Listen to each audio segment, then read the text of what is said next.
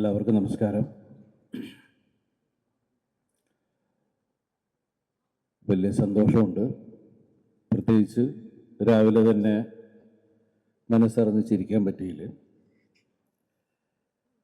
ഞാൻ കഴിഞ്ഞ ദിവസം വിളിച്ചാണ് പറഞ്ഞത്, ഇങ്ങനെ എൻ്റെ ഒരു പടത്തിൻ്റെ പൂജയുണ്ട്, റോയ് ചേച്ചിയുണ്ട്, നവ്യയുണ്ട്, പിന്നെ മറ്റുള്ള വേറെ ഒരുപാട് ആർട്ടിസ്റ്റുകളൊക്കെ ഉണ്ട്, ചേട്ടനൊന്ന് വരണം.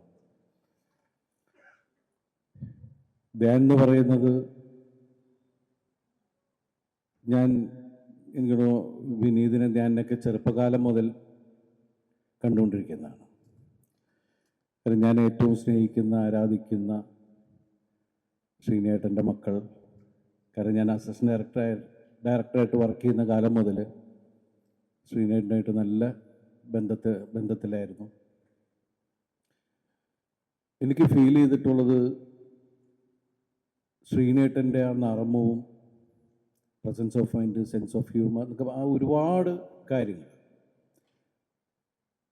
ധ്യാനെ ഞാൻ കാണുന്ന പുതുതലമുറയിലെ ഏറ്റവും മിടുക്കനായിട്ടുള്ള ഒരു കലാകാരൻ, എഴുത്തുകാരൻ, സംവിധായകൻ, ഇനി മുന്നിലേക്ക് നിർമ്മാതാവ്, വിതരണക്കാരൻ, അങ്ങനെ ഒരുപാട് മേഖലകളിലേക്ക് ധ്യാൻ വന്നേക്കാം. ഇന്നിവിടെ ആരെയും നോക്കാതെ, മുഖം നോക്കാതെ തൻ്റെ നിലപാടിൽ ഉറച്ചു വളരെ സരസമായി സംസാരിക്കുന്ന ധ്യാനിന് എല്ലാവിധ ആശംസകളും നേരുന്നു. എന്നെ ഏറ്റവും കൂടുതൽ ഞാൻ എല്ലാവരോടും പറയാറുണ്ട്, ഞാൻ കണ്ടതിൽ ഏറ്റവും മിടുക്കനായിട്ടുള്ള ബുദ്ധിമാനായ നല്ല സരസ്വത. പിന്നെ ധ്യാനോട് വളരെ സൂക്ഷിച്ച് സംസാരിക്കണം. ഞാൻ ഇടയ്ക്ക് പറയാടേ, നീ ഇതൊന്നും ഇങ്ങും പോയി പറയില്ലടാ. കാരണം നമ്മൾ ഉള്ളു തുറന്ന് സംസാരിക്കാൻ പറ്റുന്ന ഒരാളാണ്. പക്ഷെ എന്ത് പറയുമ്പോഴും അതിൽ നർമ്മമുണ്ടെങ്കിൽ അത് വേറെ ആൾക്കാർ അറിഞ്ഞിരിക്കും, അല്ലേ? എന്തായാലും വലിയ സന്തോഷമുണ്ട് ഇന്ന് ഈ വേദിയിൽ നിൽക്കാൻ സാധിച്ചതിൽ, ഈ ഫംഗ്ഷനിൽ പങ്കെടുക്കാൻ സാധിച്ചതിൽ. അതുപോലെ എനിക്ക് ഏറ്റവും പ്രിയപ്പെട്ട നായികയാണ് റോയ് ചേച്ചി.